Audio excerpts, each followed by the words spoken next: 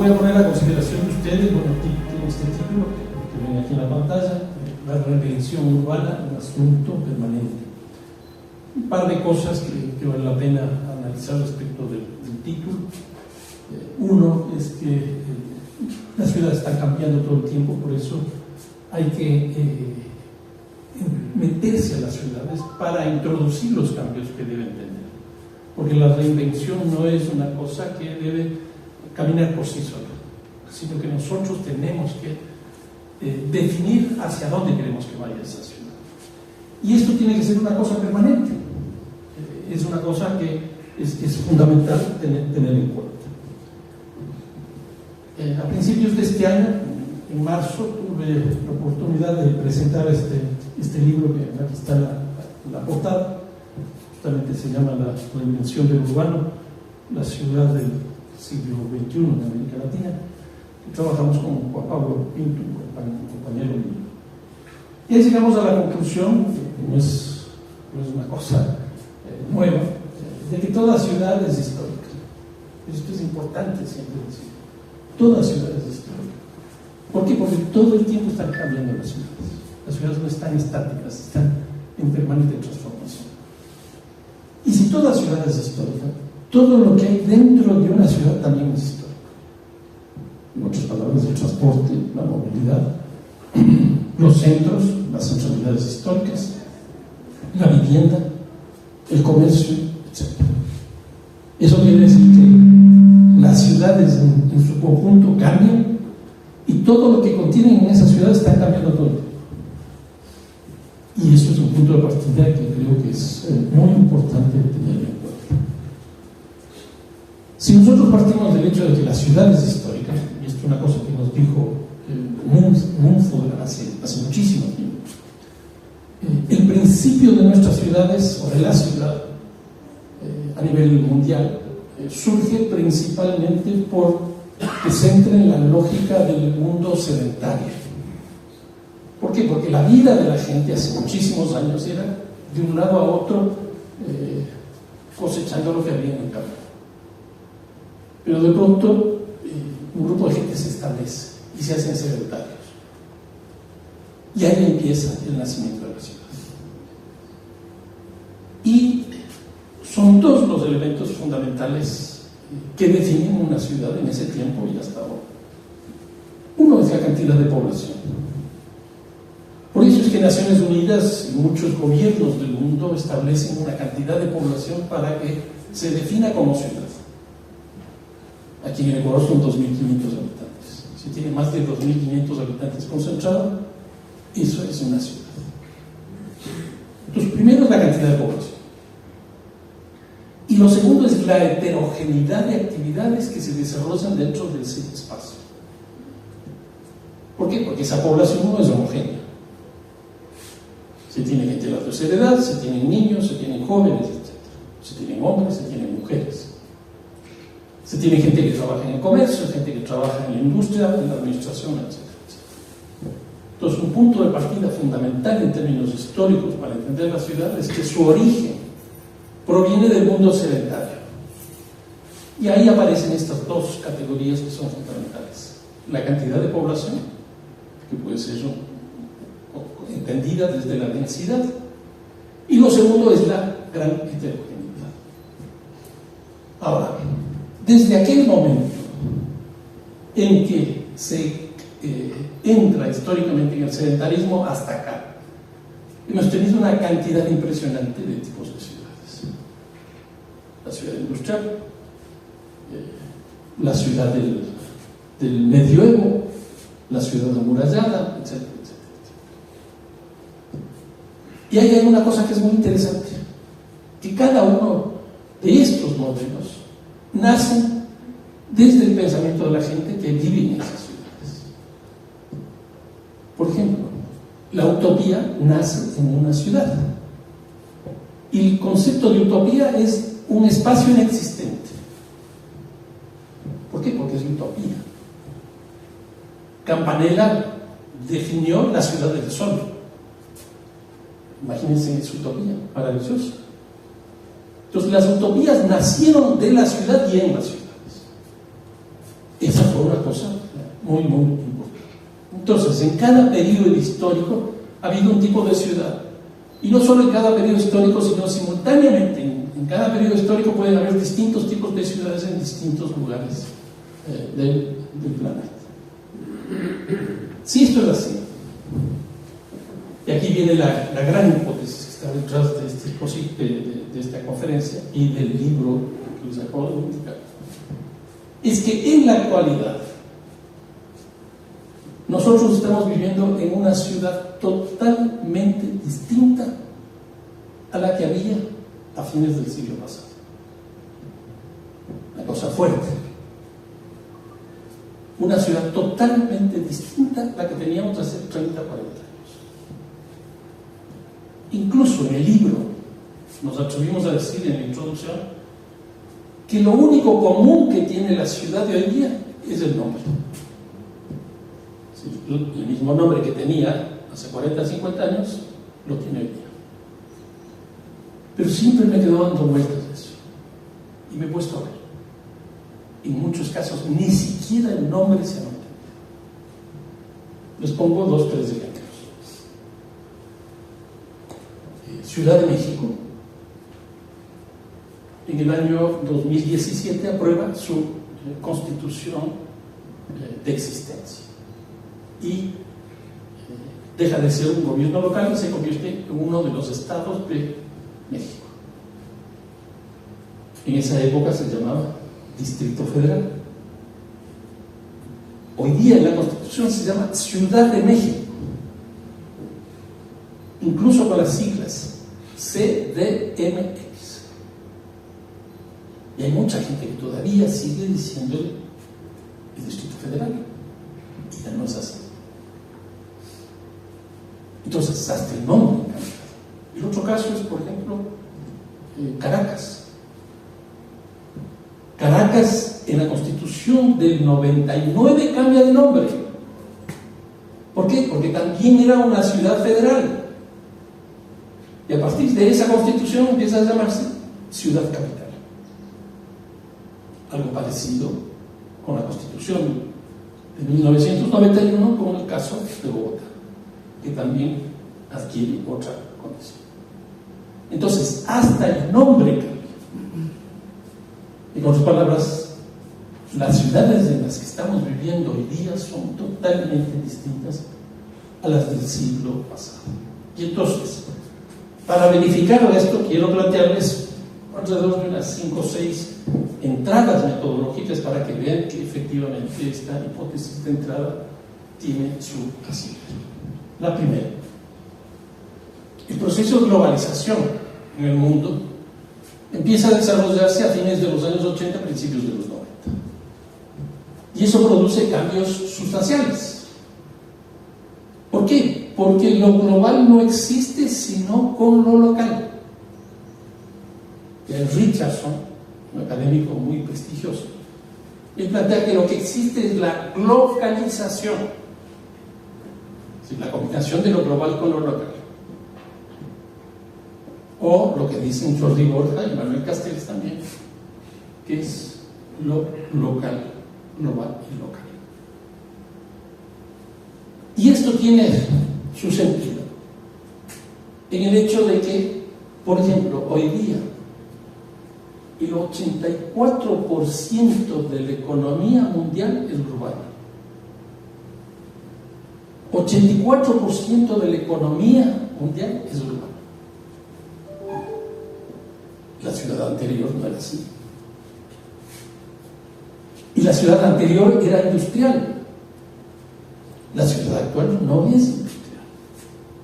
Está mucho más vinculada a los servicios.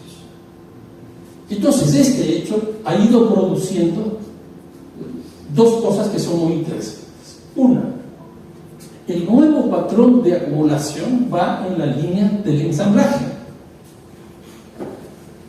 Les pongo un caso muy interesante. Una de las ciudades de los Estados Unidos, Detroit, era la ciudad donde se construían los vehículos Ford, Chevrolet, Chrysler, es decir, todos los vehículos. Y el proceso se llevaba a cabo en esa ciudad. ¿Qué es lo que ocurre hoy día?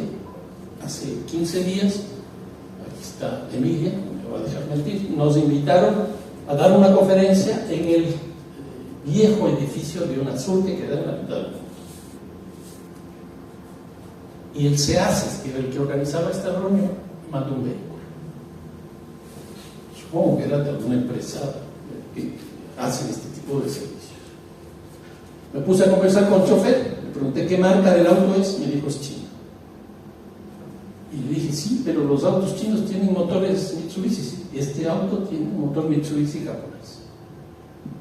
Y además tiene la marca Chevrolet. ¿Se dan cuenta? Economía norteamericana, japonesa y china en un vehículo. Esa es la lógica del ensamblaje. Y eso que existe en los vehículos existe prácticamente en todo. Entonces todo viene del mundo y se suma en un punto y ahí sale un producto específico. Ese es un cambio, pero francamente impresionante. Y ahí surge una tesis de Saskia Sassen, que probablemente sea de las personas que mejor ha reflexionado respecto de las ciudades de este siglo. Ella escribió un libro que se llama La ciudad global. Entonces, en ese libro ella sostiene esto que aparece aquí. El norte de las ciudades del sur se vincula con las ciudades del norte. El norte de las ciudades del sur se vincula con las ciudades del norte. ¿Qué quiere decir esto? Primero, que ya no hay una relación tan estrecha entre campo y ciudad, como era en la ciudad de los años 80, de los años 90 del siglo pasado. Por ejemplo, las ferias de ustedes tienen fechas de la lógica de la producción rural. Eso se va perdiendo. ¿Por qué? Porque la relación ya con el campo no es tan fuerte como la relación con otras ciudades.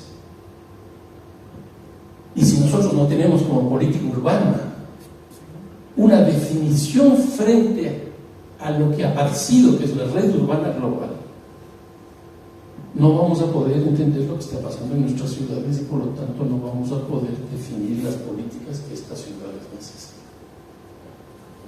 Y son cambios, pero francamente importantes, impresionantes. Nuevamente, el norte de las ciudades del sur con las ciudades del norte. ¿Qué quiere decir esto? Que así como hay desigualdades en las ciudades al interior, esas desigualdades también se expresan al exterior. Y hoy día hay determinaciones mucho más explícitas que vienen de afuera que las de adentro. Entonces, solo hay ciertas partes de las ciudades que se vinculan con otras ciudades. Y esas partes que se vinculan con otras ciudades son las que se desarrollan. Son las que están teniendo un proceso de crecimiento urbano y de desarrollo urbano bastante más significativo. Ahora, aquí, el gran cambio que estamos teniendo es que nosotros dentro de nuestros países lo que hacíamos y definíamos las relaciones entre las ciudades no era como un sistema, sino las definíamos como jerarquía. ¿Cómo se armaba la jerarquía? Básicamente con la lógica esta del rango de tamaño. Es decir, el punto de partida de lo que es una ciudad, la cantidad de población. Y aquí es lo que hemos llegado: a la ciudad grande, a la ciudad intermedia, a la ciudad pequeña. Ustedes, por ejemplo, son una ciudad intermedia, que se define no por la función que tiene la ciudad, que eso sería lo lógico, sino por la cantidad de población. Ahora que venía para acá, entré a Google y la cantidad de población que tiene. Ahí aparece 381 millones. O sea, en su momento ya 400 millones. Frente a Quito es una ciudad más pequeña. Pero frente, qué sé yo, a Sangolquí, qué sé yo, cualquier ciudad, es una ciudad más grande. Y está en el medio de las dos. Entonces, es una ciudad intermedia. Pero nuevamente, no por una relación, sino por un atributo: la cantidad de población. Entonces, en función de eso se hacía una jerarquía: las ciudades grandes, las ciudades medias, las ciudades pequeñas. Hoy día eso ya no tiene ningún sentido. ¿Por qué? Porque hemos entrado en la lógica de un sistema urbano global. Todas las ciudades están integradas en un sistema urbano rural. Nuevamente, el norte de las ciudades del sur están vinculadas a las ciudades del norte. Un sistema urbano global. Ahora, dentro de la globalización, también se ha producido un cambio que es fundamental entender, que es el tema demográfico de la migración. ¿Y por qué esto? Porque más o menos en América Latina el 84% de la población vive en ciudades. Si esto es así, y el proceso migratorio urbano-rural es finito, solo faltaría por migrar el 16%. Y yo creo que eso ya es imposible. ¿Dónde pueden pasar dónde están localizados este 16%? Y en el Ecuador, que nosotros tenemos un poquito menos del 70% de la población viviendo en ciudades. En países del Caribe, en países de Centroamérica. Pero, por ejemplo, Argentina, Chile, tienen más del 90% de la población viviendo en ciudades. ¿Qué significa esto? Yo creo y sostengo que en general en América Latina se cerró el ciclo de la migración del campo a la ciudad. Porque ya las relaciones entre el campo y la ciudad ya no son las fundamentales. Ahora las relaciones fundamentales son de ciudad con ciudad. Y entonces se cierra este ciclo de la migración del campo a la ciudad y se abre un nuevo ciclo migratorio, que es una migración urbana, pero internacional.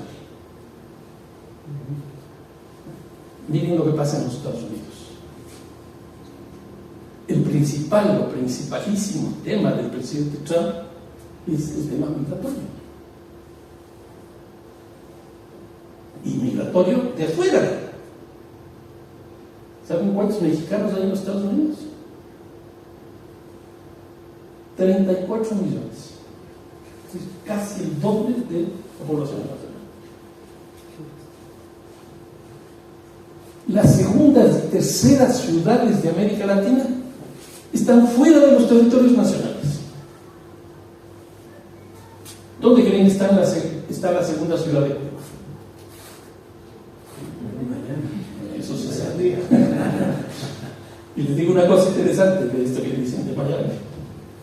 Y es que desde el año 96 para acá, todos los alcaldes de Miami tienen origen cubano. ¿Por qué? Por la cantidad de cubanos que viven.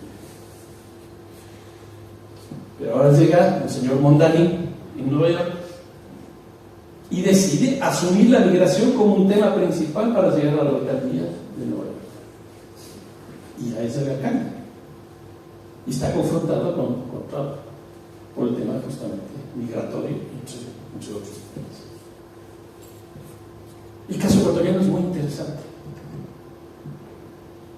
En estos, pongamos, 25 años, 26, 27 años, hemos tenido dos corrientes de emigración muy fuertes. Una a fines del siglo pasado y principios de este. Justamente cuando llegamos a fines de la dolarización.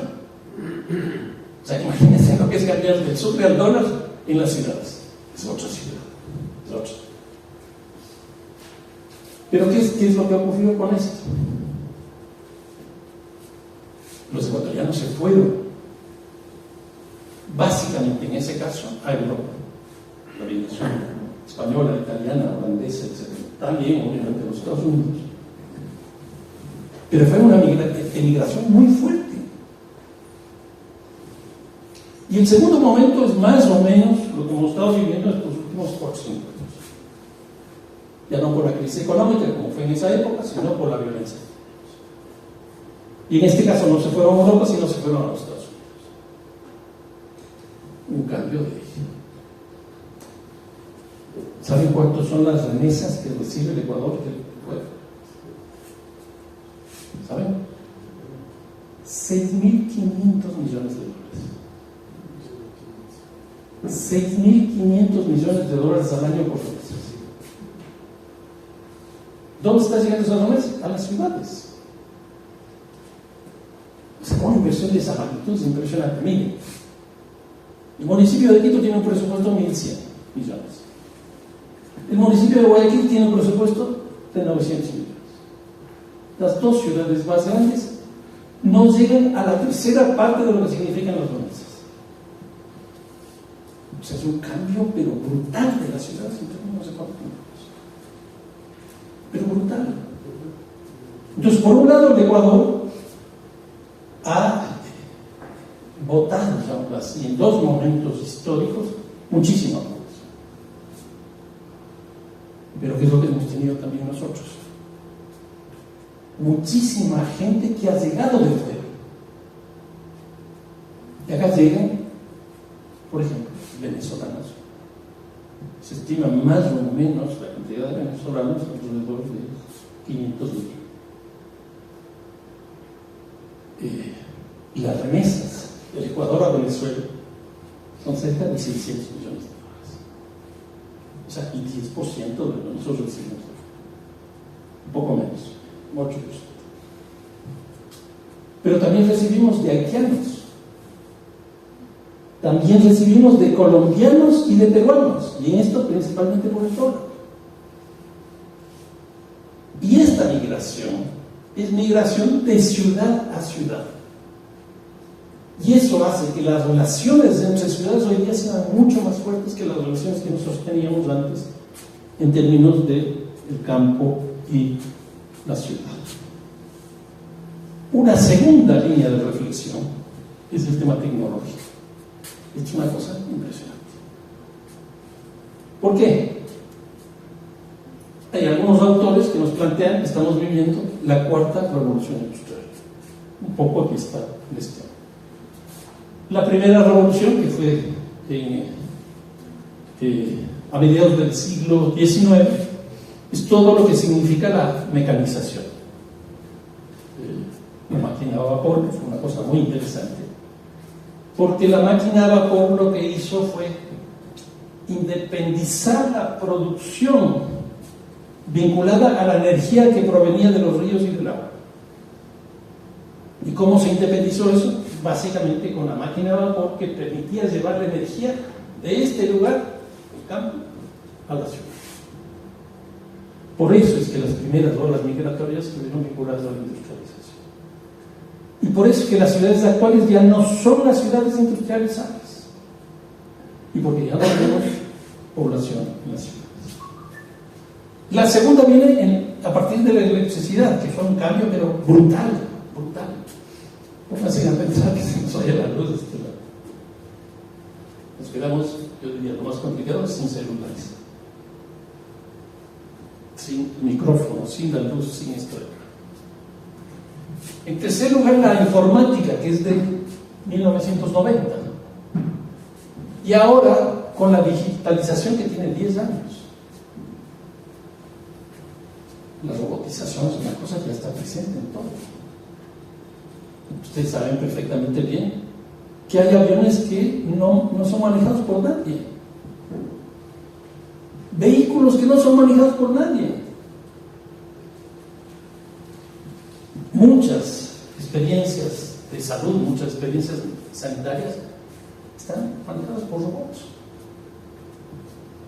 La inteligencia artificial es una independencia, es una cosa independiente de la población humana. Entonces pueden hacerle cualquier pregunta a la inteligencia artificial y les va a dar la respuesta. Yo estoy trabajando este rato un libro mío y es muy interesante porque es un libro que proviene de conferencias que he dado, cursos que he dado. Familia, justamente, que está aquí, me ayuda. Y ya sabe todas estas cosas. Yo soy un ignorante después de la gente. Entonces, ¿qué es lo que hemos hecho? Me llegan las grabaciones de las conferencias, de las entrevistas, ella le mete en un programa y hace una transcripción que se demora, no sé, 10 minutos, una conferencia de una hora.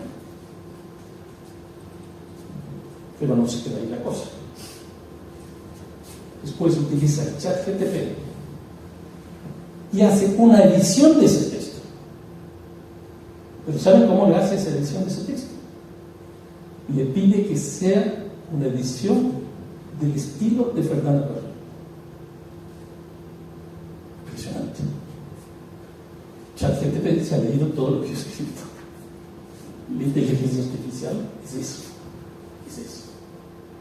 Nos cambia de una manera impresionante. Entonces, estamos viviendo esta época de la digitalización, que sería la cuarta revolución industrial.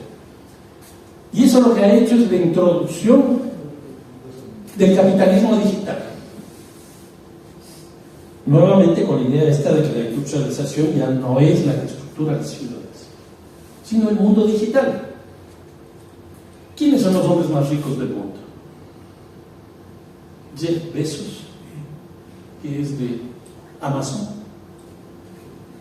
¿Qué es Amazon? Es un centro comercial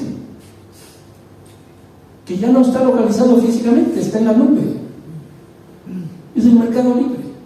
Entonces yo puedo comprar desde aquí una cosa que está en los Estados Unidos. Y bueno, y nuestro presidente, que no puedo hablar mal del presidente porque ustedes han votado por eso, nos cobra $20 para traer cualquier cosa. ¿Dónde está? En la nube. Los hombres más ricos están en Amazon, están en Google, están en X. O sea, por ejemplo, el dueño de X, que es el dueño de Tesla, es, no sé, creo que tiene $500.000 millones, es decir, 5 veces más el Producto Interno Bruto del Ecuador. Elon Musk fue asesor del presidente, es australiano, si no me equivoco. Una locura. Hoy día, ahí está la plata, ahí están los recursos. Esa es la economía digital. ¿Y cómo se construye esa economía digital? Bajo la lógica de lo que se ha definido como economía colaborativa. Es muy interesante. Por ejemplo,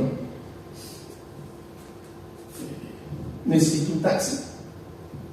Tomo mi teléfono, entro a Uber y le pido que me lleve de aquí a allá. ¿Dónde está el tema de la colaboración? En que Uber no tiene un solo taxi. Uber no tiene un solo taxi. Entonces, ¿qué es lo que hace? Se asocia por colaboración con personas que tienen taxis. El capital, ¿dónde está? Las personas que se asocian. Pero no solo eso, sino que esa persona que se asocia por el trabajo, por poner la fuerza del trabajo. Y entonces ahí está la colaboración. Por ese hecho de que esa persona con su taxi y esa persona que maneja ese taxi esté vinculada a esta plataforma, como es el caso de Uber, Uber le cobra más o menos el 25%. Pero ¿qué es lo que ocurre? Uber está en todo el mundo. Entonces, ¿cómo opera? Muchos pocos lo hacen con mucho. ¿Se imaginan la cantidad de recursos económicos que se manejan a partir de eso? Una cosa muy parecida es Airbnb, que está más vinculada con nosotros, con la arquitectura. ¿Qué es Airbnb? Lo mismo que Uber. Airbnb no tiene un solo cuarto, un solo departamento, una sola casa. Yo tengo el departamento, tú tienes el cuarto, tú tienes la casa. Entonces yo le escribo en Airbnb y también me cobro un porcentaje.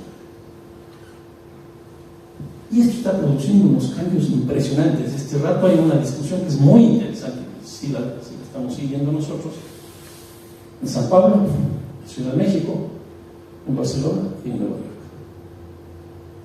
¿Por qué? Porque hay dos cosas. Por un lado, las personas que estaban viviendo en los lugares de mayor demanda para el bien salen de esas viviendas porque les es mucho más rentable poner en Airbnb e irse a vivir en otro lugar. Entonces, ¿qué es lo que está pasando? Las centralidades, los centros históricos, las partes turísticas se están vaciando. Yo acabo de estar la semana antepasada en Arequipa, en el Perú. Impresionante el vaciamiento. Pero sin irme, en el caso de Quito es muy interesante. El centro histórico de Quito tenía, a principios de este siglo, 55.000 personas viviendo ahí. Hoy día ya no vive ni la mitad. La Mariscal Sur está cerrada. La 10 de agosto está cerrada. Son fenómenos impresionantes que provienen de esta economía. Entonces, aquí tenemos las famosas plataformas. He puesto aquí un ejemplo de Waze, que gracias a Waze llegamos hoy día acá. ¿Cuál es la diferencia? ¿Cuál es lo interesante de Waze? Nosotros siempre íbamos de este lugar a este otro lugar en función de la distancia espacial, es decir, el espacio más corto, el territorio más corto entre el lugar donde estoy al lugar donde voy. Hoy día esa noción se acabó. Hoy día esa noción de distancia no es en términos de espacio físico, sino en términos del espacio temporal. Hoy día nosotros vivimos a la ciudad mucho más en función del tiempo que en función del espacio. Esta es una dimensión muy importante para los arquitectos. Hace más de 100 años, Le Corbusier, que admiramos, supongo casi todos los que estamos aquí, tenía una frase que a mí me encanta. Él decía que el éxito de las ciudades depende de la velocidad. El éxito de las ciudades depende de la velocidad. Ustedes saben perfectamente lo que es la velocidad. Tiempo, espacio. ¿Nosotros hemos trabajado eso? No. Nosotros estamos empezando a trabajar el tiempo. Y aquí quizás una de las propuestas más interesantes que va en la línea de lo que podríamos definir como una especie de cronourbanismo es la propuesta de París, la ciudad de los 15 minutos, que es básicamente la ciudad de la proximidad. Y ahí está la lógica de la reducción del tiempo, la reducción del espacio, la reducción de la velocidad. ¿Para qué? Para que Le Corbusier tenga razón en que el éxito de la ciudad depende de la velocidad. Nosotros hemos pensado nuestras ciudades desde la perspectiva de la velocidad. ¿Por qué no? Sí, ¿por qué no? Ni nos importa. A lo mucho lo que hacemos es arreglar los baches. Y eso es una cosa fundamental y muy importante. Entonces, Waze nos ha mostrado eso. Y no solo eso, sino que el tiempo ha cambiado de una forma tan impresionante que hoy día vivimos la instantaneidad que ha hecho que, por ejemplo, los periódicos, los noticieros de los canales de televisión, de la radio, etcétera, prácticamente desaparecen. ¿Por qué? Porque si hay una noticia a este rato importante, inmediatamente nosotros lo sabemos. Entonces, si yo quiero leer las noticias en un periódico, lo que estoy haciendo es leyendo las noticias de ayer que yo ya me las sé. Por eso es que todos los periódicos están cambiando. Los periódicos físicos están desapareciendo. Y no solo que los periódicos están entrando en la línea esta interactiva, sino que ya no nos entregan la edición a tal hora, sino todo el tiempo nos están mandando la información. Yo tengo suscripción a periódicos de fuera del país y de acá. Estoy desesperado, porque cada rato nos llegan las noticias. Eso ha cambiado pues, notablemente la noción del tiempo.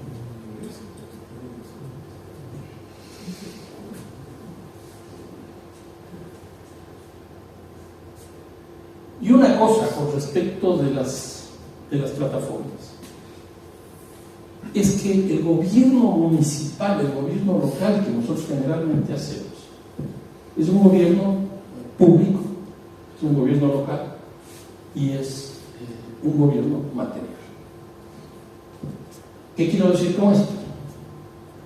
Que nosotros generamos la movilidad del transporte, ¿no es cierto? Que es hecho por el municipio, puede ser concesionado también, pero es una atribución municipal. lo entrega a una cooperativa que lleve la gente de aquí a acá por este trayecto. O si no, lo hace el propio municipio. Entonces, es una definición pública, es una definición del municipio. ¿Qué es eso? Una lógica física, material. ¿Qué es lo que ocurre hoy día con las plataformas? Que ya no son locales, sino son globales. Que ya no son públicas, sino son privadas. Y que ya no son materiales, sino son virtuales. ¿Qué gobierno municipal está pensando en trabajar esta nueva lógica de gobierno? Yo no conozco, por lo menos en mi lugar. No conozco. Y se me hace fundamental. Porque los cambios que se están produciendo en las ciudades son independientemente de lo que nosotros queramos que sea.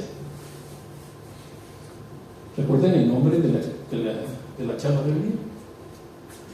La reinvención urbana es un asunto permanente. La reinvención es una cosa donde nosotros tenemos que estar presentes. Pero en este caso no estamos presentes. Y finalmente, la tercera y última cosa con respecto a la tecnología, obviamente hay mucho más cosas, es que estamos viviendo en una ciudad híbrida. ¿Y por qué esta ciudad híbrida? Porque teníamos un territorio físico y ahora tenemos un territorio virtual, y los dos están interconectados. Una ciudad híbrida, dos mundos superpuestos, dos mundos articulados. Tenemos que empezar a trabajar en esa perspectiva y empezar a tener una visión de esa situación. En tercer lugar, ¿qué es lo que hemos vivido desde fines del siglo pasado? Una reforma del Estado muy fuerte, pero muy fuerte, que tiene por lo menos tres elementos. Uno, primero, la descentralización. ¿Qué es la descentralización? Autonomía. Y la autonomía tiene tres componentes. Elección popular de alcaldes. Para que ustedes vean, en América Latina, en 1985, solo 7 países de América Latina tenían autoridades electas. 3 desde el Ecuador. Desde el año 97, todas las autoridades locales son electas. En otras palabras, hoy día los gobiernos locales se manejan desde la perspectiva de la representación de la sociedad local en la cual está inscrita. Es un cambio impresionante. O sea, eso nosotros no teníamos, hoy día tenemos. Entonces, uno, el tema político, la elección popular de alcaldes, la representación en los gobiernos locales de la sociedad local. Lo segundo, se han incrementado, pero sustancialmente, los ingresos económicos, incluido el caso del Ecuador. A fines del siglo pasado, los municipios manejaban menos del 5% del presupuesto nacional. Hoy día tienen 3-4 veces más. No son suficientes, pero si ustedes comparan con 30 años atrás, la cosa es totalmente distinta. Son más representativos, tienen más recursos económicos. Y en tercer lugar, tienen más competencias. Son en realidad gobiernos locales. Una cosa impresionante. Justamente en esta visita que hice a Arequipa con una cosa sobre centros históricos, yo les decía, los centros históricos eran manejados por los gobiernos nacionales hace 30, 35 años. Hoy día hay una correspondencia entre gobierno nacional y gobierno local. Es un cambio pero muy impresionante. Y el patrimonio que nosotros creemos que es una cosa inmutable termina siendo histórico y por lo tanto también cambia. Y yo les decía, ¿por qué hablamos de patrimonio solo de los edificios antiguos? Es que son históricos. Les decía, no, es una visión de antigüedad. ¿Quién de ustedes me plantea, les decía a ellos y les digo a ustedes, que el patrimonio también es la inteligencia artificial? Es el chat GTP, es Waze, es Airbnb, este salto tecnológico es patrimonio. Entonces tenemos que cambiar todas esas visiones para justamente estar a tono con lo que está ocurriendo. Entonces, en otras palabras, los municipios tienen más competencias, más recursos y son más representativos. La segunda cosa, la reforma del Estado lo que condujo son a procesos de privatización. Un actor fundamental de la ciudad actual es el capital. Y nosotros no podemos dejar de reconocer eso como un hecho, el mercado. Y ahí viene una cuestión fundamental para nosotros, los arquitectos, los urbanistas. La planificación es básicamente una lógica de regulación del mercado, del sector inmobiliario de la ciudad. Cuando nosotros decimos aquí son 8 pisos, y aquí comercio, y aquí los retiros son así, lo que nosotros estamos haciendo es regulando el mercado. Pero ¿qué es lo que ocurre? Con esta reforma del Estado, la planificación entra en crisis. Entonces la planificación urbana hoy día ya es otra cosa distinta a lo que era hace 30 años. Es un cambio también pues muy, muy importante, muy significativo. En cuarto lugar, yo les decía hace un rato que Ambato es una ciudad violenta y me dijeron no. ¿Qué es lo que ocurre?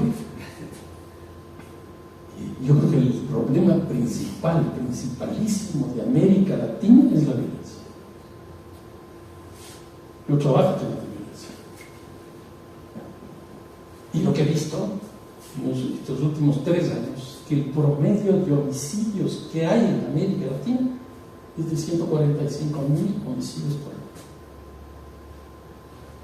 145,000 homicidios por año. ¿Qué decimos frente a eso? Nada. Este año el Ecuador va a terminar con casi 10,000 homicidios. Yo creo que eso no puede seguir sin más. ¿Cuánta gente mataron en Gaza? Se habla de 70,000 personas en 2 años. Yo lo estoy diciendo, el doble en un año. Es una cosa francamente impresionante. Eso no puede ser así. Entonces, ¿qué es lo que ocurrió con la violencia? La violencia se urbanizó porque el proceso de urbanización hizo que todos se urbanicen, entre eso la violencia. Entonces, hoy día la violencia es un tema urbano, porque se urbanizó. ¿Eso qué quiere decir?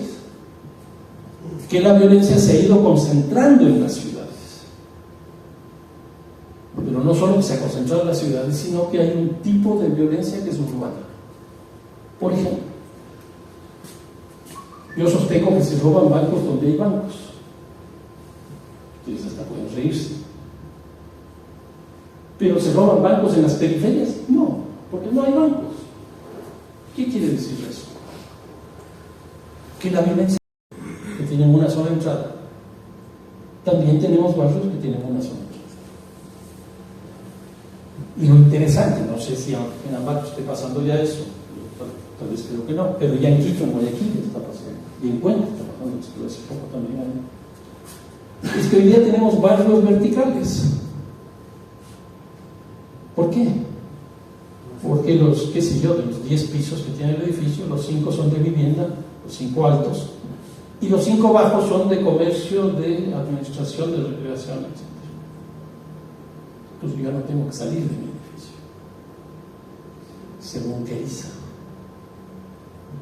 Y los barrios horizontales es exactamente igual que los verticales.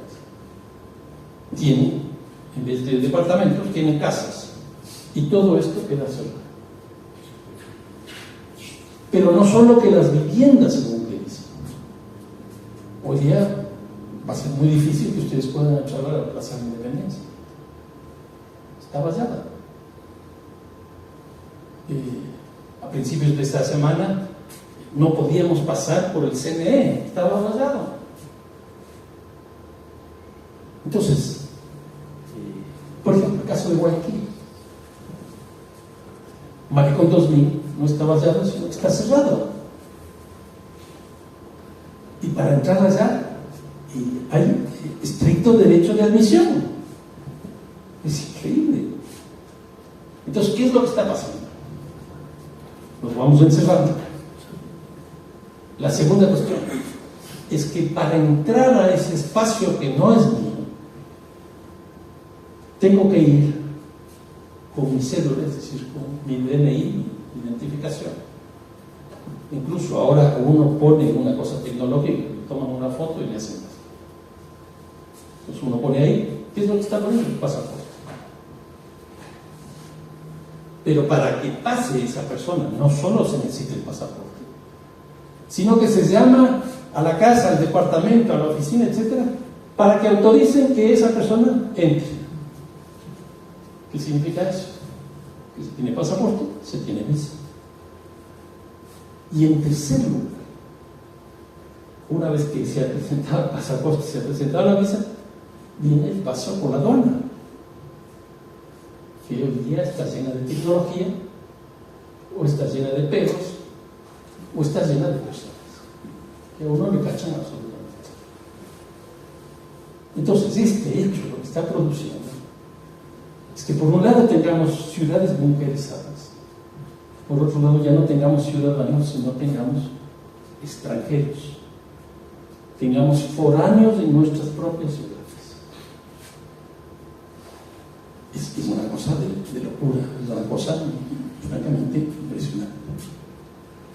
Y entonces la violencia está produciendo esto y se ha convertido en un tema como es la vivienda, como es la centralidad y como es el transporte.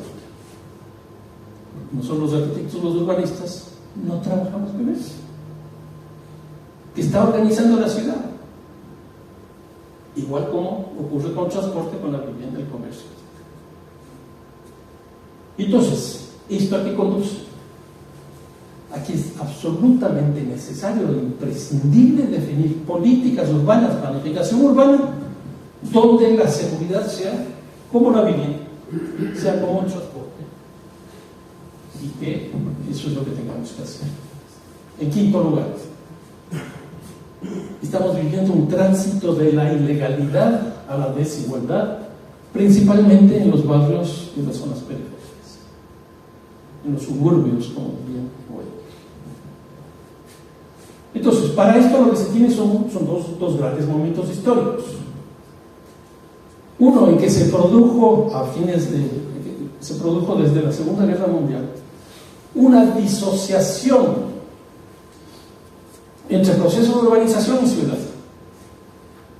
¿Y por qué? Porque el proceso de urbanización no es otra cosa más que la concentración de población. Nuevamente recuerden el primer concepto de ciudad que trabajamos. Entonces, el proceso de urbanización es básicamente la ciudad grande, la ciudad pequeña, la ciudad intermedia, la ciudad concentrada, etc. Entonces, lo que había era la migración que definía justamente los lugares de concentración de la población, es decir, el proceso de urbanización. Pero lo interesante, y por eso es la disociación histórica, es que ese proceso de urbanización, esa migración del campo, no llegó a la ciudad.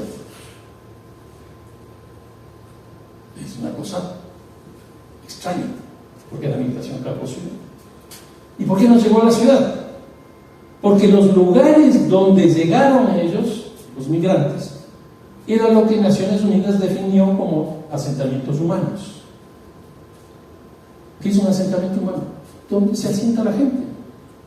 Es un lugar donde hay una concentración de la población. ¿Y por qué no era una migración del campo a la ciudad?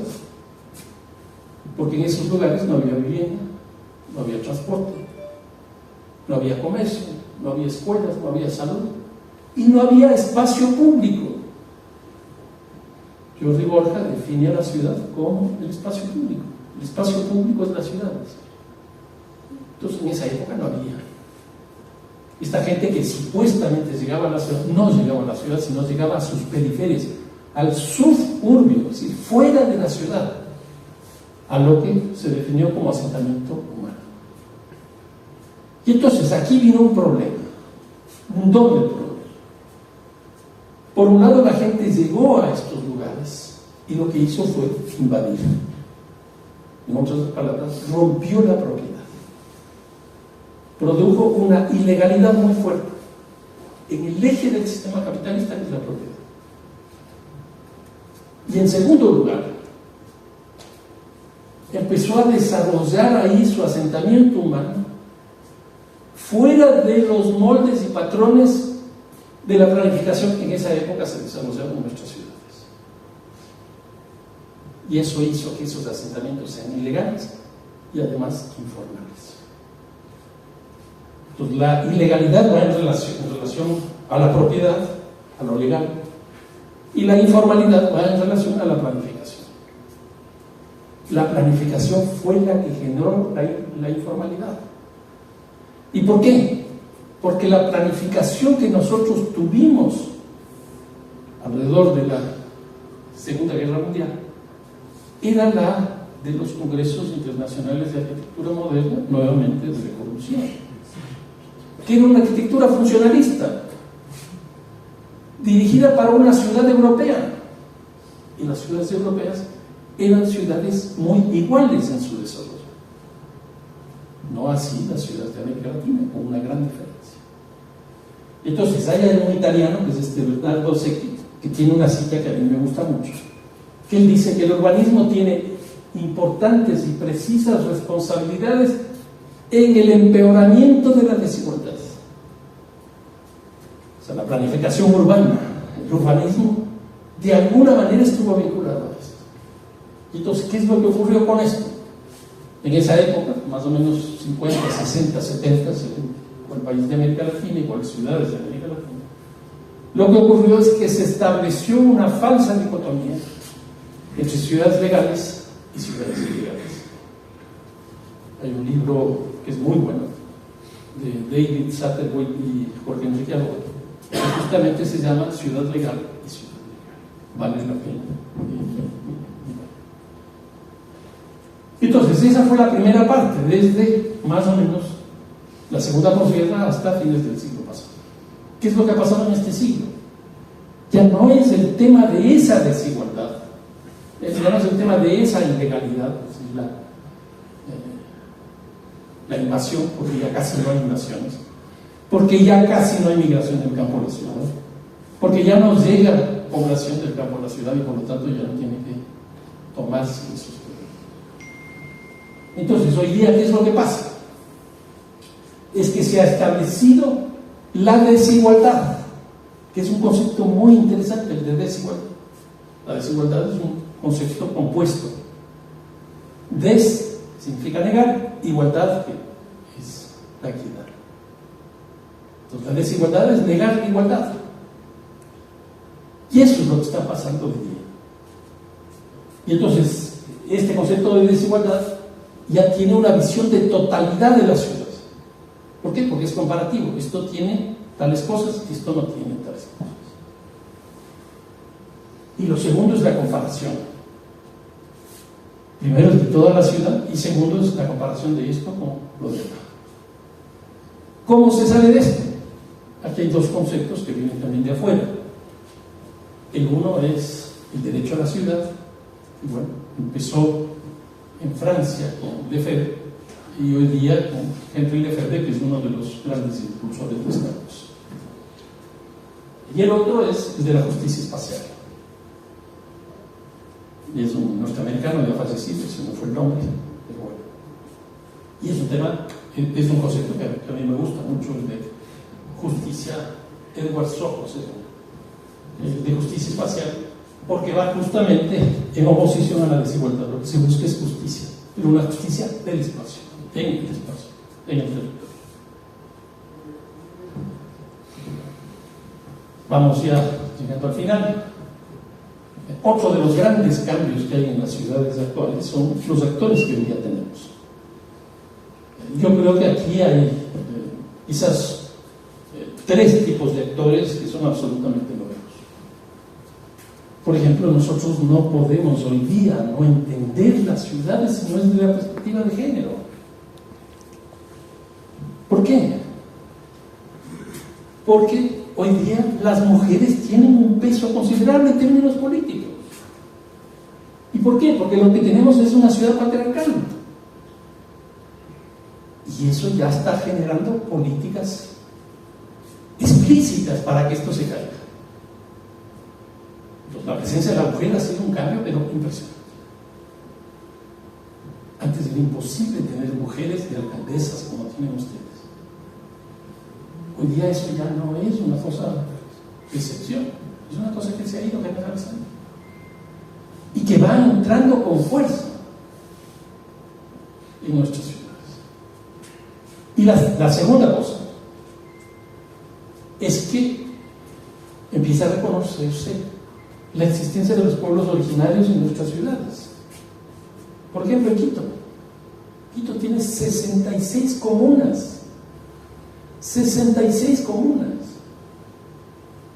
con propiedad comunal, que genera un problema gravísimo, porque, por ejemplo, ahí no se puede cobrar impuestos. Es una cosa muy complicada. Entonces, si en el caso de las mujeres lo que tenemos es la necesidad de romper la ciudad patriarcal, en este caso, los pueblos originarios, lo que tenemos que hacer es construir una ciudad pluricultural, que se reconozcan como uno y lo otro. Y también en América Latina ha habido una urbanización de los partidos políticos. Aquí he puesto algunos ejemplos. La Izquierda Unida en el Perú. Desde el año 84 hasta acá, en el Perú ha habido 3 alcaldes de izquierda que provienen de la Izquierda Unida. Cambiaron la óptica. El caso del Frente Amplio en Montevideo. 35 años de solo alcaldes del Frente Amplio. Y no solo eso, sino que hay algunos alcaldes que han pasado a ser presidentes del Uruguay, como Tabaré Vázquez, que fue el primer alcalde del Frente Amplio y él fue el primer presidente del Frente Amplio. El caso del PT en Brasil es muy interesante. ¿Por qué? Porque Lula es trabajador, es obrero metalúrgico y no tenía vínculos con y no tenía vínculos con el mundo urbano. Pero ¿qué es lo que ocurre? Empiezan a ganar elecciones el PT en muchas ciudades del Brasil, y el PT tiene que cambiarse. Sigue llamándose el Partido de los Trabajadores, pero ahora empieza a ser un partido ciudadano de las ciudades. El caso de Morena en México. El presidente de México anterior fue jefe de gobierno de la Ciudad de México. La actual presidenta fue jefa de gobierno de la Ciudad de México. En la Argentina, el PRO, que es de derecha, y pasó exactamente igual. Llegaron a gobernar la ciudad, el alcalde, el intendente, como se llama en Buenos Aires, para llegar a ser intendente de Buenos Aires, primero llegó a ser presidente de Boca Juniors. Una condición absolutamente necesaria e imprescindible. Pero ¿qué es lo que ocurrió? Ese partido tuvo que urbanizarse. Son cambios, pero francamente de locura. Y para terminar, y esto muy rápido, son 3 o 4 cosas adicionales. Una que no está ahí, que me parece que es importante, que tiene que ver con los cambios demográficos. Yo les cuento una cosa absolutamente personal mía. Mi madre tenía 3 hermanos. Yo tengo 5 hermanos. Tengo 3 hijos. Y mis hijos quieren tener perros. El otro día conversaba con uno de los constructores más importantes del país, Schwarzkopf, y yo le preguntaba, ¿qué cambios estás teniendo en la arquitectura? Me dijo, cada vez espacios más chiquitos, menos dormitorios, menos actividad. Y yo le decía, ¿y la tecnología? No, también. Le digo, claro, porque si yo estoy en Europa o estoy en Ambato y quiero ver a alguien sentado a mi casa, Yo puedo con la tecnología ver todo en casa. Puedo prender y apagar las luces. Puedo prender y apagar la música. Puedo abrir la puerta, cerrar la puerta. Entonces, el tema de la tecnología, el tema de la demografía es fundamental. Hoy día las familias son mucho más chicas. Del proceso chileno electoral que tuvimos el domingo pasado, vi un análisis muy interesante en términos demográficos. Chile ya no está reproduciendo el número de personas que debería para mantener el equilibrio poblacional. Entonces, me puse a ver en el caso del Ecuador. Para que exista la reproducción se necesita 2.1 hijos por mujer. ¿Saben cuánto está el Ecuador?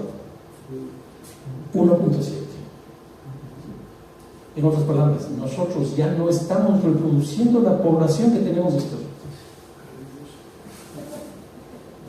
Este es un problema del seguro. El problema del seguro es brutal porque la posibilidad de que las personas que se jubilen o las personas que tengan que acceder a los servicios depende del trabajo que tengan los jóvenes. Pero si los jóvenes son menos y los de la tercera edad son más, eso es brutal.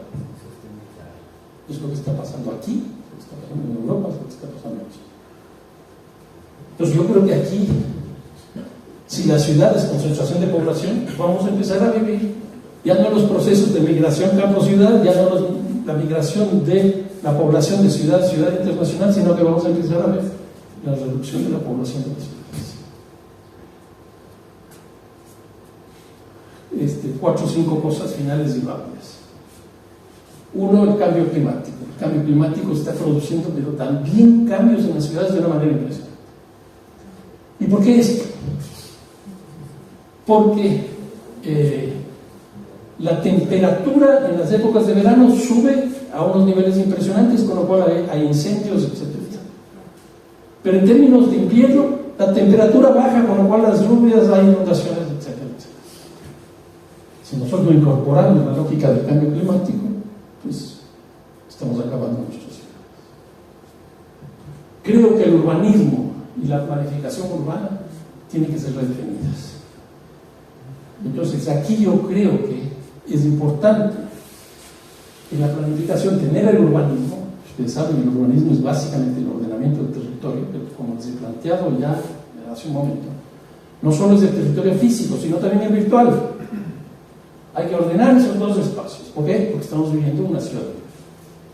Pero frente al urbanismo tenemos que introducir el civitismo. Urbs, civitas y polis. El civitismo nace con el COVID, del año 2020 al 2023, es decir, hace 3 años. ¿Y por qué esto? Porque la enfermedad del COVID era básicamente una enfermedad urbana. ¿Por qué? Porque se transmitía de acuerdo a la interacción social. ¿Y qué es eso? La ciudad es la interacción social. Entonces, eso nos obliga a trabajar en la gente. Y aquí viene una discusión urbana muy interesante que está planteando. Siempre habíamos planteado la necesidad de la densidad, de subir las densidades. ¿Qué nos mostró el COVID? Que las ciudades más densas son las más complicadas. En el caso del Ecuador, Guayaquil. En el caso de los Estados Unidos, Nueva York. En el caso de México, Ciudad de México, y así sucesivamente. La densidad es un tema que está en discusión. Entonces, lo que tiene que hacer es entrar la gente, las civitas, y luego el tiempo, el cronourbanismo que veíamos hace un rato. El tema de la economía hoy día es fundamental, lo que veíamos hace un rato. La economía hoy día es fundamentalmente urbana, y ese es un cambio pero sustancial en las ciudades. Y el último, la polis, urbs, civitas, polis. Entonces, ¿qué es lo que ha acontecido con las políticas? Es que han cambiado sustancialmente. ¿Por qué? Porque hay una nueva forma de representación, hay nuevas autoridades, hay nuevos actores sociales, hay nuevas problemáticas, etc. Y todo eso tiene que ser ahí asumido. En otras palabras, y para terminar, creo que estamos viviendo en una ciudad totalmente distinta a la que teníamos hace 30, 40 años. Si nosotros no somos conscientes de eso, esos cambios que se están produciendo se van a hacer independientemente de lo que nosotros hagamos. Y les decía también en Arequipa, con estos los centros históricos, nos estamos llenando de tecnología y ninguno de ustedes está trabajando en esa tecnología. Si nosotros no trabajamos el tema de la tecnología, eso va a ser de forma independiente de lo que nosotros hagamos. Y me parece que, desgraciadamente, eso está pasando en nuestras ciudades. Así que creo que hoy día tenemos que trabajar en ciudades que están cambiando permanentemente, y uno de esos cambios es que la ciudad de hoy día es totalmente distinta a la del siglo pasado. Muchísimas gracias.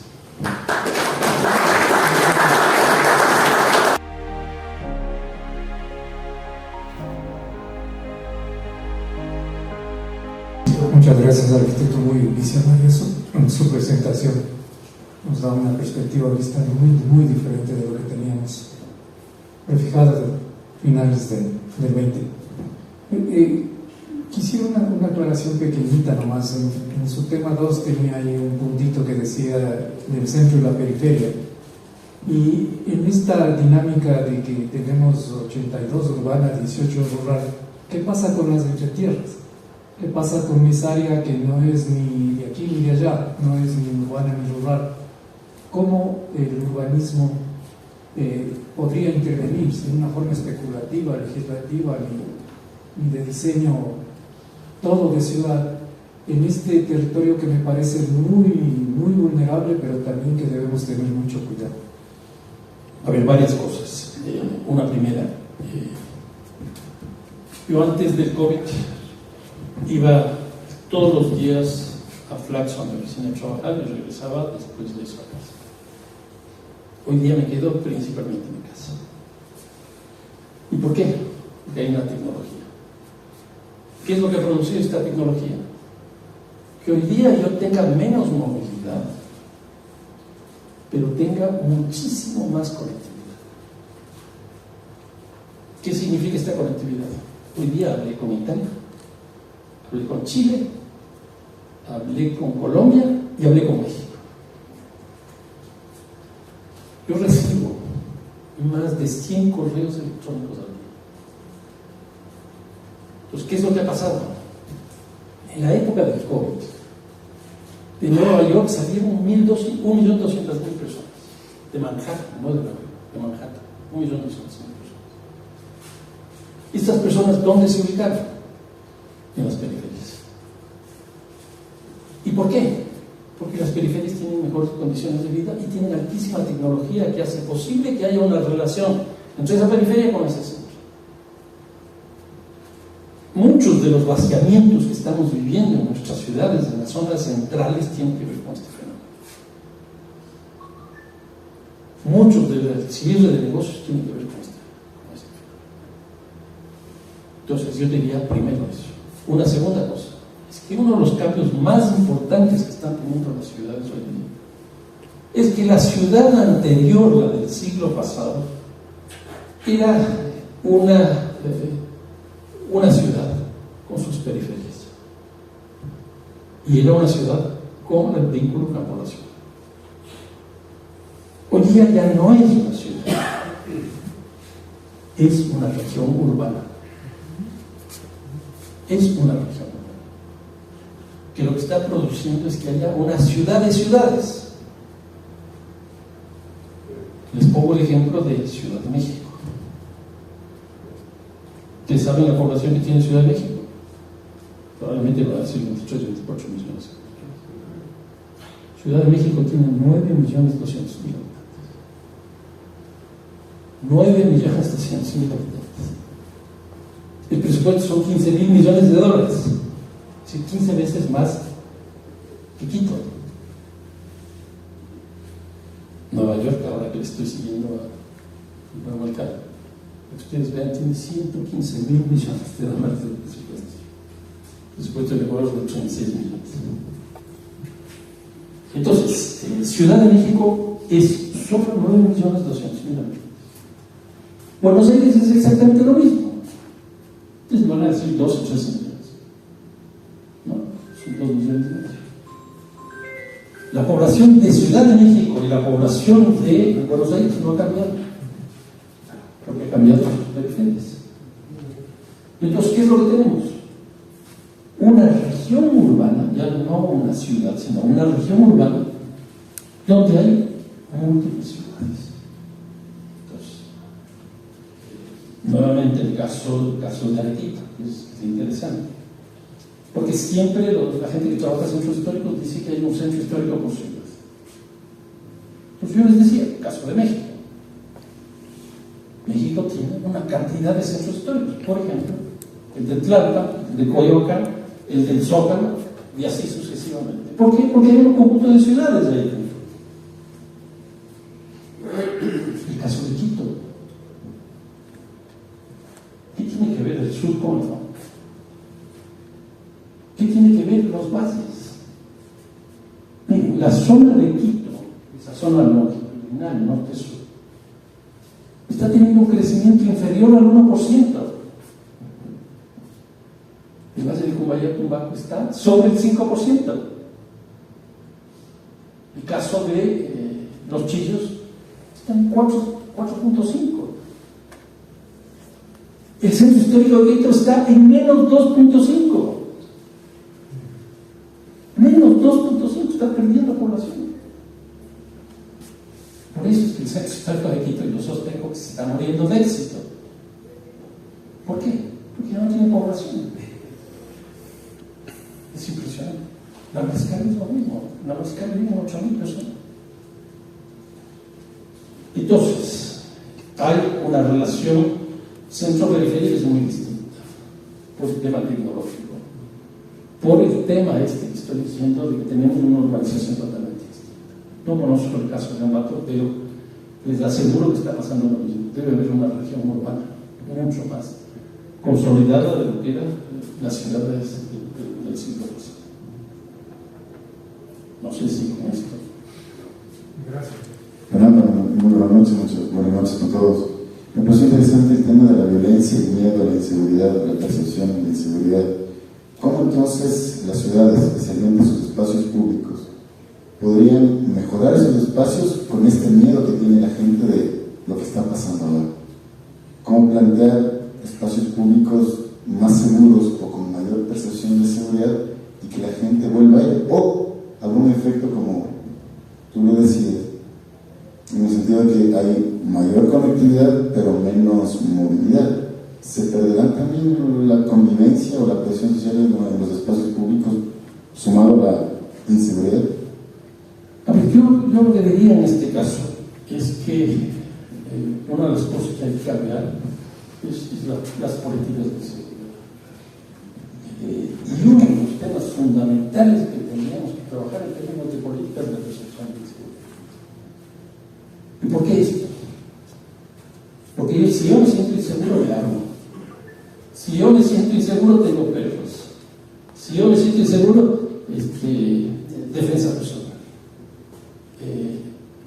Mire, el crecimiento del sector seguridad en la economía formal en Ecuador es del 15%. El crecimiento de la economía del Ecuador del año pasado nos llegó al 2%. O sea, más de 7 veces ha crecido eso. ¿Por qué? Porque no tenemos política de percepción. Y la percepción está haciendo esta bunkerización. La percepción está haciendo esta condición de foralidad. Si nosotros no hacemos una política frente a la percepción, va a seguir pasando eso. No puede ser que sigamos pensando exclusivamente en policía y fuerzas armadas. Eso no va a avanzar. Ahora, desde la perspectiva municipal, yo creo que hay una de las cosas fundamentales que hay que trabajar es lo que se conoce por el nombre de la prevención situacional. La prevención situacional no es otra cosa más que trabajar el espacio. Entonces, es iluminación, es equipamiento, es nomenclatura, es vialidad, es caminabilidad, una infinidad de cosas. Y yo creo que hay cuestiones que pueden ir también en la perspectiva de ayudar en la percepción de inseguridad. Uno de los imaginarios imaginarios urbanos más fuertes que nosotros tenemos hoy día en América Latina es el del miedo. Si nosotros seguimos teniendo eso, pues la cosa va a ser muy complicada y no vamos a poder resolver. Si yo salgo aquí y me encuentro con una persona y le pregunto qué es lo que se necesita para mejorar la seguridad, me va a decir más policía. ¿Por qué? Por el miedo. Y después yo le pregunto, ¿y qué le parece a la policía? Son corruptos. O sea, esa es la realidad. Y lo que es lo que tenemos que hacer. Yo creo que tenemos que trabajar en políticas de prevención. De prevención, por un lado, y esta otra, respecto del espacio público, de la prevención de la. Bueno, la palabra. Sí. Por la venia de los señores arquitectos, mis buenos amigos, agradeciéndole por su presencia, que realmente es muy importante, sí quisiera unas dos preguntas que todos queremos hacerla y no concretamos. Uno, ¿qué pasa con el medio ambiente? ¿Qué pasa con el clima?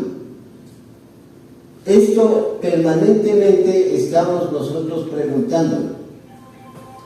El otro día hacían una denuncia en Teleamazonas de que son centenares de hectáreas que cortan los árboles en el oriente.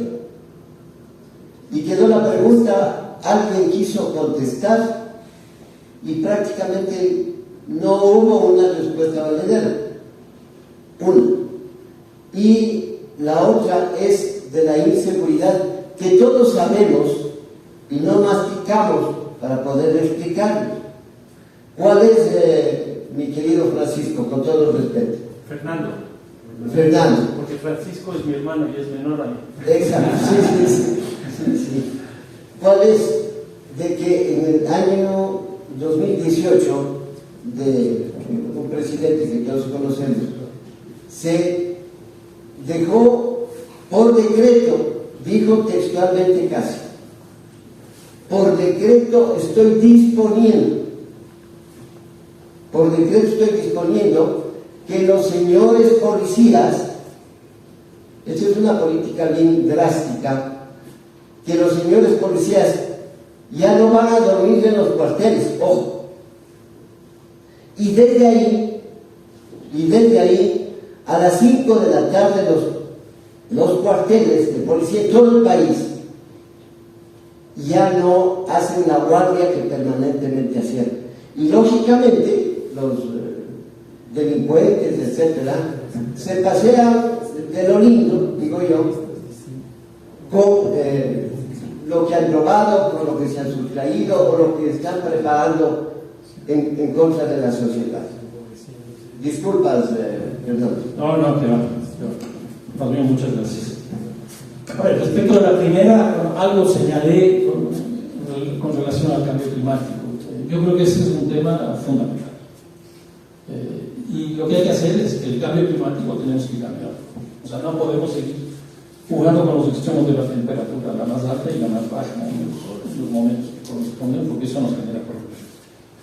Y para eso, sin duda, yo creo que pues hay por lo menos dos espacios donde se debe trabajar. Uno, efectivamente, las ciudades, porque las ciudades son las que generan el mayor nivel de contaminación. Y entonces tenemos que reducirlos. Y la contaminación surge del uso de los vehículos, surge también el tema industrial, surge también del consumo que nosotros hacemos. Entonces yo creo que ahí hay que plantear políticas muy fuertes. Por otro lado, en las propias ciudades pues se necesita producir y construir espacios que vayan asumiendo estos problemas. Tenemos palabras, nosotros necesitamos mucho más parques, necesitamos mucho más de arborización, necesitamos mucho más jardín. Yo creo que eso es absolutamente necesario en un presidente. Eso por el lado de la ciudad, y obviamente mucho más cosas. Pero por fuera de la ciudad, obviamente que sí. Por ejemplo, lo que pasa en la Amazonía, eso nos está afectando de forma directa. Pues acaba de haber una reunión en esta semana, la COP30, presidentes estaban discutiendo el tema este. Yo creo que si no se trabaja bien la Amazonía, los problemas que estamos teniendo en nuestras ciudades son muy fuertes. Ya viene otra cosa, que es todo el tema de la minería legal e ilegal. ¿Y por qué esto? Porque tenemos que respetar la naturaleza.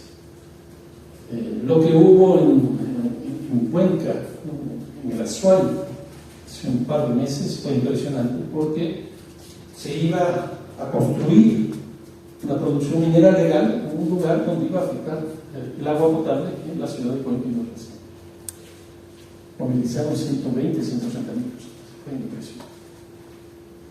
Entonces, yo creo que ese tipo de cosas hay que rescatar porque lo que significa eso es una producción minera que en absoluto no se ayuda, más bien todo lo contrario. Entonces, yo diría por ahí más o menos algunas ideas. Pero muchas gracias por la intervención. Una pregunta. Digamos, en la parte ya práctica de lo que están haciendo los municipios ya como gestores, justamente de lo que acabas de referirte, hace falta crear nuevos espacios verdes, nuevos espacios para canchas y todo eso, porque tenemos que las ciudades van creciendo, pero los municipios no van tomando cartas en ese asunto. Se van haciendo los planes, se van actualizando los planes. Lo único que hacen es actualizar lo que tú decías, va creciendo el nivel de las codificaciones, todo eso, pero no se pone para servicios, por ejemplo, todo lo que son los principales, lo que son parques, lo que son todo lo que es tipos de recreación, escolarización, sería escuelas, todo eso. Eso nos está haciendo falta dentro de lo que sería ya la parte política, digamos, de que se tome en cuenta, porque los planes, nosotros como gestores, digamos, como arquitectos que formamos parte de los que hacemos las actualizaciones de estos planes, no están constando en esos planes. Es un vacío grande que está eso. Si ustedes ven históricamente cada una de nuestras ciudades, era muy interesante porque no tenían espacios verdes. Y entonces uno se pregunta por qué. Eran ciudades muy pequeñas. El espacio verde estaba en la periferia. Por ejemplo, en el caso de Quito estaba el Panecillo, estaba el Pichincha. Las periferias eran los parques. Pero conforme han ido creciendo las ciudades, se hace absolutamente necesario tener parques grandes. Y aquí viene una cosa también interesante. Y es que cuando las ciudades eran pequeñas o se originaron, el espacio público era el espacio que ordenaba todo el territorio de la ciudad. Por ejemplo, les pongo los ejemplos de Quito, porque soy de ahí, conozco más. La Plaza de la Independencia. Primero se construye la Plaza de la Independencia, después se pone el Palacio de Gobierno, después la Catedral, después el municipio, luego el Palacio Social. Y se llama la plaza principal, porque hay otras plazas que no son las principales. Entonces hay una jerarquía del espacio. ¿Pero qué quiere decir esto? Que el espacio público construye el espacio privado. ¿Qué es lo que pasa hoy día? Y les planteo a ustedes, ¿cuál es la última plaza que se construyó en Ambato? Yo tengo un artículo que escribí hace unos 5 años que sostengo que la plaza es un producto en vías de extinción, que prácticamente no se construyen plazas. ¿Por qué? Porque termina siendo un espacio que no ordena nada. Cuando ustedes aprueban una urbanización, si no me equivoco, supongo que será aquí igual que el 10% de la urbanización va para espacio comunal, es decir, espacio público. Pero ¿qué es lo que ocurre? Ese 10% es el peor espacio de esa urbanización. Por eso Jordi Borja dice, son los espacios residuales. Los que quedan después de poner vivienda, comercio, espacio. Por eso es lo que digo, que nosotros ya no tenemos plazas. La plaza se acabó. Porque hoy día el espacio privado organiza el espacio público. Antes era al revés, el espacio público organizaba el espacio privado. Ahora, en esa perspectiva, yo sostengo, vuelvo a decir, nosotros necesitamos hacer parques. El gran problema que nosotros tenemos ya una ciudad urbanizada, y hacer un parque en una ciudad urbanizada es terriblemente costoso. ¿Por qué? Porque la planificación que nosotros hemos tenido no es previsible. O sea, nosotros ahorita deberíamos estar pensando en 20 años que en esta zona debe haber un parque y acá tiene que haber un tata. Pero ahorita, o sea, por decir algo, simplemente 5 o 6 cuadras. Que es lo que tendríamos que hacer, comprar eso, expropiar eso, los costos son altos y ahí ya se lo pagan. Eso hace que ese tipo de políticas sea muy difícil. Pero yo creo nuevamente que el tema de la planificación de largo plazo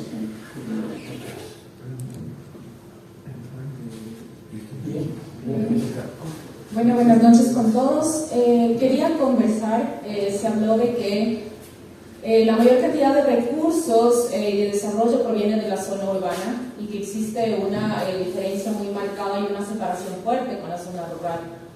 Quizás no estamos entendiendo o no valoramos el potencial que existe también en la zona rural. En vez de seguir marcando una barrera o una separación con las zonas rurales, quizás hay que encontrar una conectividad más entre la zona urbana y rural. ¿Por qué se da este fenómeno?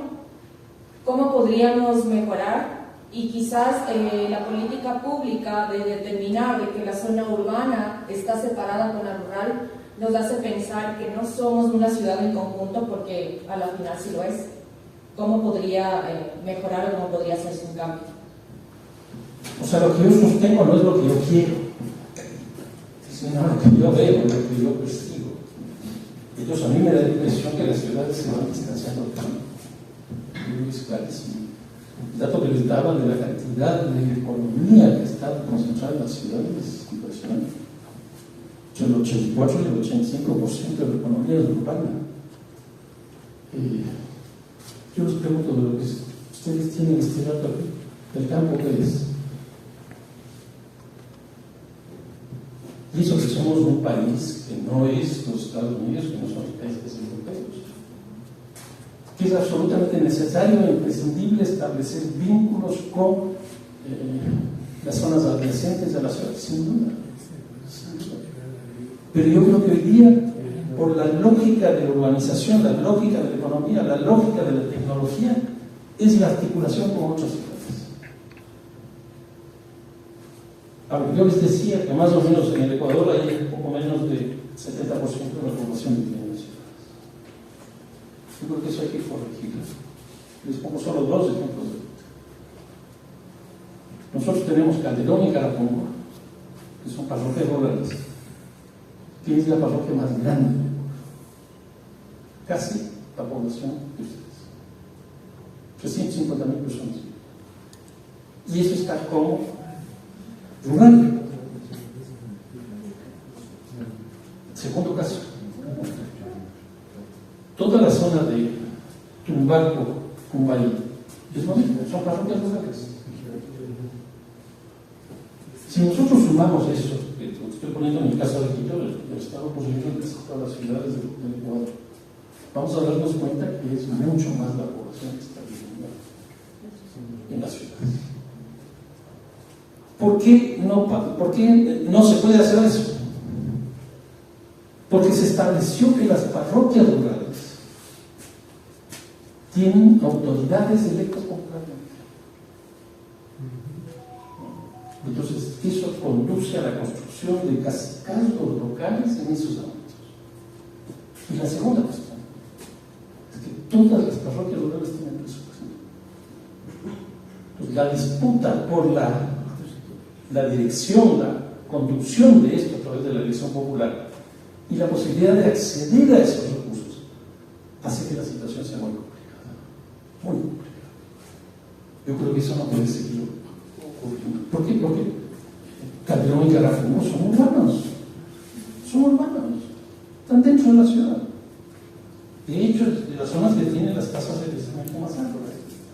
Una de las propuestas del alcalde es que el metro siga hasta allá, por ejemplo.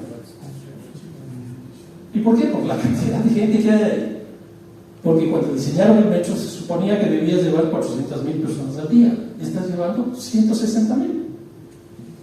Si nosotros le metemos estas 350.000 que están en Calderón Carapo, listo. Pero eso no es un tren de cercanía, eso no es un tren de urbano rural, eso es un tema urbano. Que hay que encontrar las formas de mediar con las zonas adyacentes a la ciudad, sin duda, porque además el gran problema que están teniendo es que las zonas adyacentes ya ni siquiera son rurales. Muchas de esas son terrenos con unos niveles de especulación brutal. La expansión que estamos viviendo en todas las ciudades es una locura. Y el Ecuador en particular. Y aquí hay una cosa que hace específico del caso ecuatoriano. El Ecuador es el país más denso de Sudamérica. Ahora que venimos de Quito, uno viene de casa en casa en casa, pueblo, casa en casa.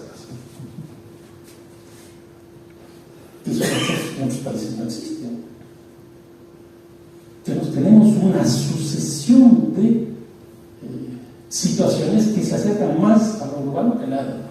Esto que les decía, 2.500 personas son en la ciudad. ¿Por qué? Porque nosotros somos un país altamente densos, altamente densos. Que esto yo no quisiera que ocurra, yo no quiero que ocurra, pero me parece que está pasando. Gracias, arquitecto. Yo tengo dos preguntas que le voy a pedir que por favor nos ayude. Se habla ahora del urbanismo al cientismo y a su vez en relación con el tiempo. Si quisiera por favor que nos diera una explicación, una definición un poco más real, más aterrizada del cientismo, porque es un tema nuevo, poco escuchado y peor aún discutido, al menos aquí en nuestro medio. Esa es la otra es la política urbana, ¿no es cierto? Que con todos los ejemplos que nos ha dado ahora, debe transformarse, debe cambiar, ¿no es cierto? Y sobre todo relacionado con el tema post-pandemia, porque como usted decía, hemos tenido etapas en todas nuestras ciudades, y una post-pandemia han habido muchos cambios acelerados. ¿Quién da la política urbana de hábitat de vivienda en el país? Es el MINUR. Y eso no cambia. Y según voy viendo, no va a cambiar por mucho tiempo. Y es por eso luego que yo siempre he dicho, la planificación criolla siempre le gana a la planificación oficial, dada incluso por las municipalidades. Entonces, ¿qué hacer ante eso? ¿Qué pueden hacer los municipios? Seguramente exigir al ente rector algún cambio en esta segunda cosa. Eso es gracias. Bueno, empezando por esta segunda, yo creo que hay dos funciones, dos competencias que hay que descentralizarlas. La una es la política de vivienda y la otra es justamente esto del Ministerio de Desarrollo Urbano. ¿Y por qué eso? Porque los municipios tienen toda la capacidad para hacer políticas de desarrollo urbano, es la planificación. Y ellos son los que conocen el medio. Entonces a mí me parece que eso no tiene que estar en la dirección. Ni vivienda ni la planificación, las dos cosas. Eso tuvo su nacimiento en la década de los años 60 en general en América Latina, por los problemas que hubo del proceso de migración del campo a la ciudad, que hizo que desborden las capacidades de los municipios. Pero como les decía hace un momento, ese proceso ya no existe, ese proceso sucedió. Yo creo que eso debería ser manejado directamente por los municipios. Lo del civitismo. Aquí hay por lo menos dos dimensiones. Nosotros trabajamos para ordenar el territorio para el capital, o nosotros trabajamos para ordenar el territorio